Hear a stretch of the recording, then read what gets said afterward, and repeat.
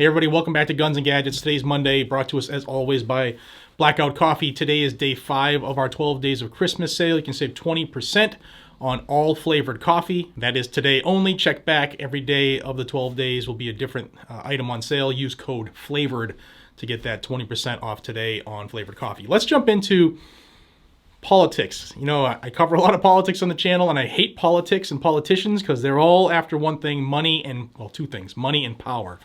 And with the elections approaching, I want to make people aware of something that is going to gain a lot of interest and shouldn't, okay?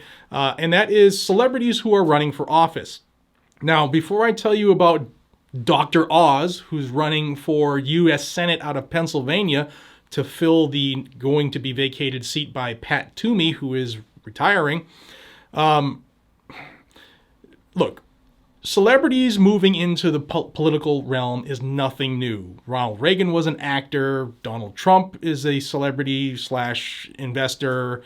There's people who have been astronauts who have made it to federal office. There have been football players. It's nothing new. In fact, it should be the common person, right? The common man, the common woman.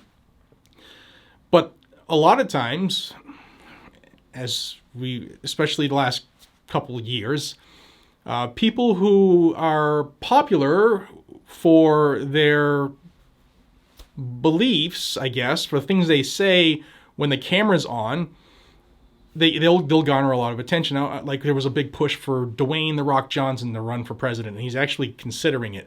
But he, in my opinion, would be a terrible person for leading this country if you are a single issue voter. I am a Second Amendment person. Dwayne "The Rock" Johnson is for gun control. I wouldn't vote for him. So we have issues approaching us. So Matthew McConaughey All right. was considering and still is considering a run for Texas governor. Now, he came out a couple of days ago and said he's not going to take the opportunity this year, but he is looking forward to the future. So Matthew McConaughey is looking at his political future. And the only reason he didn't do it this year, in my opinion, is because of his 2018 speech for the March for Our Lives, where he came out in favor of gun control. He came out in favor of an assault weapon ban, a magazine capacity restriction, and universal background checks. In fact, I'm going to have the video attached to this, and you can listen to it in his own voice. Now, that brings me to Dr. Oz. Dr. Oz is a Republican. He's going to be running to fill a seat by a retiring Republican, Pat Toomey. And Dr. Oz is very, very popular. He's very, very famous. He's a surgeon. His real name is Mehmet, M-E-H-M-E-T, Mehmet Oz. And he's going to get a lot of votes simply off of the popularity of his daytime talk show, Dr. Oz. And I just want people to be aware that Dr. Oz has come out in ways against guns as well, for gun control. And in fact, one of the ways I'm going to tell you about, the link that used to go to this stuff on his Twitter has been scrubbed and only goes to his campaign website. But I'm going to link in the description below an article that's going to have inserts where you can push play on his former Twitter posts, and you can listen to these posts that I'm going to talk about. One here is on screen. Dr. Oz is for the CDC being funded in order to research the gun violence epidemic as a public health epidemic. I told you that on a video the other day and said that this was going to be a popular thing. And once this is accomplished, if we let them, but once this is accomplished, where the CDC will have a say on guns, guys and gals, look what they did on a virus and how they're forcing people to put stuff into the body, whether they like it or not, whether they're at risk or not, regardless of what our individual feelings are for that subject. The government here in America has never done that before and doesn't have the power to do that. But this is what they want. Now, Dr. Oz has come out in favor of the CDC being able to address the gun violence epidemic. Dr. Oz has also shown support for a movement called This Is Our Lane, where it's a bunch of frontline doctors who want to address gun control. And again, they refer to it as a public health crisis. He's also been promoted by Moms Demand Action and stuff like that. Now, their support for him doesn't necessarily mean he supports them, But sometimes where there's smoke, there's fire. And I think the last thing we need, Pennsylvanians, if you're listening, is another Republican who is in favor of taking away our rights, restricting our rights, infringing upon our rights. Government does not give us our rights, guys and gals. They don't. And we've seen to have, not all of us, but some of us, too many of us in this country, have seemed to have forgotten that and think that the government is there to give us stuff. They're not. In fact, we control them. That's what the Constitution is. And we've kind of drifted away from that. It's time to come back. But yeah, Dr. Oz, by everything I've seen, and if you want to watch, if you want to be able to see that stuff I'm talking about, the link is in my description.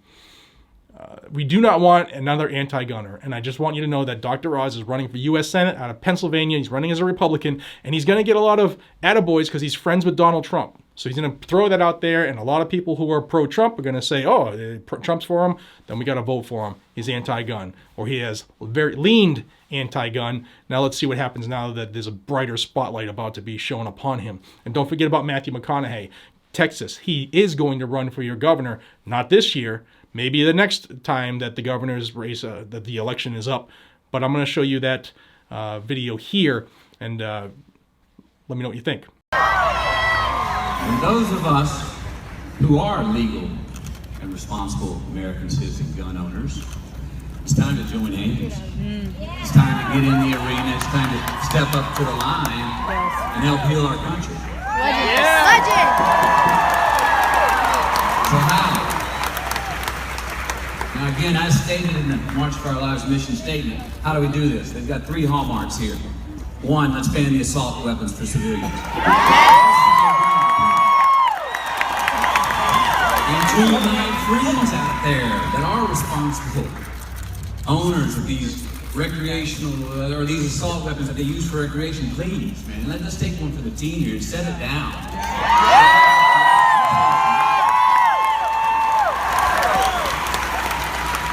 Number 2, let's restrict the capacity on the magazines. I mean, look here. In the state of Texas, we have a 3-shell limit to hunt migratory birds.